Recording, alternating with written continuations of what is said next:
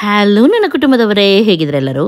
ಇವತ್ತು ನಾನು ನಿಮ್ಮ ಜೊತೆ ಸಿಂಪಲ್ ಆದ ಒಂದು ಚಿಕನ್ ಕರಿ ರೆಸಿಪಿ ತೋರಿಸ್ತಾ ಇದ್ದೀನಿ. ಖಂಡಿತವಾಗ್ಲೂ ನೀವು ಇದನ್ನು ಟ್ರೈ ಮಾಡಿ, ತುಂಬ ಸೂಪರ್ ಆಗುತ್ತೆ, ಈಸಿ ಕೂಡ ಇದೆ. ಫಸ್ಟಿಗೆ ಇದಕ್ಕೆ ಬೇಕು 1 ಕಟ್ಟಷ್ಟು ಕೊತ್ತಂಬರಿ, 2ರಿಂದ 3 ಹಸಿಮೆಣಸಿನಕಾಯಿ ಹಾಗೂ ಸ್ವಲ್ಪ ಇದಕ್ಕೆ ನಾನು ಇಲ್ಲಿ ಒಣಮೆಣಸಿನಕಾಯಿ ತೊಗೊಂಡಿದ್ದೀನಿ. ಇಷ್ಟನ್ನು ಇವಾಗ ಮಿಕ್ಸಿ ಜಾರಿಗೆ ಹಾಕಿ ನೈಸಾಗಿ ಗ್ರೈಂಡ್ ಮಾಡಿ ಪಕ್ಕದಲ್ಲಿ ಇಟ್ಕೊಳ್ಳೋಣ.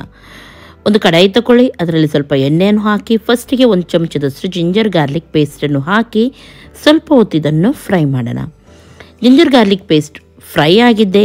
ಇದಕ್ಕೆ 3 ನೀರುಳ್ಳಿಯನ್ನು ಗ್ರೈಂಡ್ ಮಾಡಿ ನಾನಿಲ್ಲಿ ಸೇರಿಸ್ತಾ ಇದ್ದೀನಿ. ಇವಾಗ ಈ ನೀರುಳ್ಳಿ ಪೇಸ್ಟ್ ಹಾಕಿದ್ದೆ, ಚೆನ್ನಾಗಿ ಇದರ ಕಲರ್ ಚೇಂಜ್ ಆಗೋವರೆಗೂ ನಾವಿದನ್ನು ಫ್ರೈ ಮಾಡಲಿಕ್ಕುಂಟು. ಇವಾಗ ನೋಡ್ಬೋದು ಇದರ ಕಲರ್ ಸ್ವಲ್ಪ ಚೇಂಜ್ ಆಗಿದ್ದೆ. ನಾನಿಲ್ಲಿ 3 ಟೊಮೆಟೊವನ್ನು ಗ್ರೈಂಡ್ ಮಾಡಿ ಇಲ್ಲಿ ಆ್ಯಡ್ ಮಾಡ್ತಾ ಇದ್ದೀನಿ. ಚೆನ್ನಾಗಿ ಇದನ್ನು ಫ್ರೈ ಮಾಡೋಣ.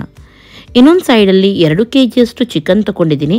ಅದಕ್ಕೆ 1 ಕಪ್ಪಷ್ಟು ಮೊಸರನ್ನು ಹಾಕಿ ಚೆನ್ನಾಗಿ ಮಿಕ್ಸ್ ಮಾಡಿ ಇಡ್ತಾ ಇದ್ದೀನಿ. ಇಲ್ಲಿ ಇದರ ಹಸಿ ವಾಸನೆ ಎಲ್ಲ ಹೋಗಿದೆ.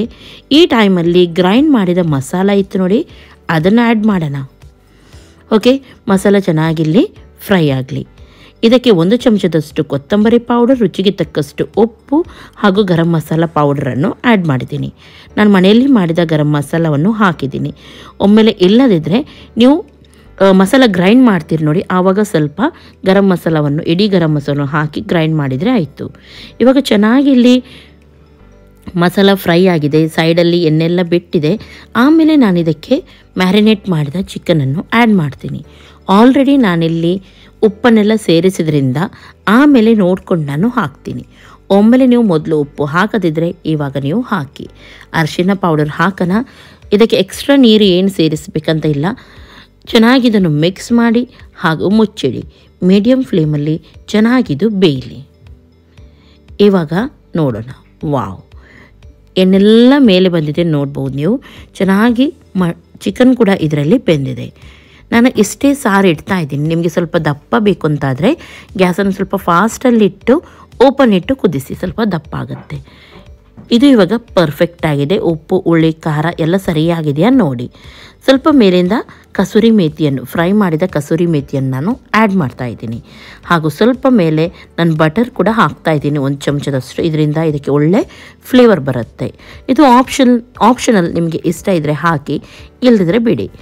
ಅಥವಾ ನೀವು ತುಪ್ಪವನ್ನು ಕೂಡ ಹಾಕ್ಬೋದು. ಓಕೆ, ಲಾಸ್ಟಿಗೆ ಕಟ್ ಮಾಡಿದ ಕೊತ್ತಂಬರಿ ಸೊಪ್ಪನ್ನು ಹಾಕೋಣ. ಕೊತ್ತಂಬರಿ ಸೊಪ್ಪು ಸ್ವಲ್ಪ ಜಾಸ್ತಿ ಹಾಕಿ ಗ್ಯಾಸನ್ನು ಆಫ್ ಮಾಡಿ. ಇಷ್ಟೇ ಮಾಡಲಿಕ್ಕಿರೋದು. ತುಂಬ ಸೂಪರ್ ಆಗುತ್ತೆ. ಅನ್ನದ ಜೊತೆ ಮಾತ್ರ ಅಲ್ಲ, ಚಪಾತಿ, ರೊಟ್ಟಿ, ಮುದ್ದೆ ಎಲ್ಲದಕ್ಕೂ ಸೂಪರ್ ಆಗುತ್ತೆ. ನೀವು ಜಸ್ಟ್ ಟ್ರೈ ಮಾಡಿ ಇದನ್ನು. ಓಕೆ, ಇವತ್ತಿನ ಈ ರೆಸಿಪಿ ನಿಮಗೆ ಇಷ್ಟ ಆಗಿರ್ಬೋದು ಅಂತ ಎನಿಸ್ತೀನಿ. ಇಷ್ಟ ಆದರೆ ಒಂದು ಲೈಕ್ ಮಾಡಿ, ನಿಮ್ಮ ಫ್ರೆಂಡ್ಸ್ ಜೊತೆ ಎಲ್ಲರ ಜೊತೆ ಶೇರ್ ಮಾಡಿ. ಹಾಗೂ ನನ್ನ ಚಾನಲ್ಗೆ ಇನ್ನೂ ಕೂಡ ನೀವು ಸಬ್ಸ್ಕ್ರೈಬ್ ಮಾಡಲಿಲ್ಲ ಅಂತಾದರೆ ಸಬ್ಸ್ಕ್ರೈಬ್ ಮಾಡಿ. ಎಲ್ಲರಿಗೂ ಟೇಕ್ ಕೇರ್, ಬಾಯ್ ಬಾಯ್.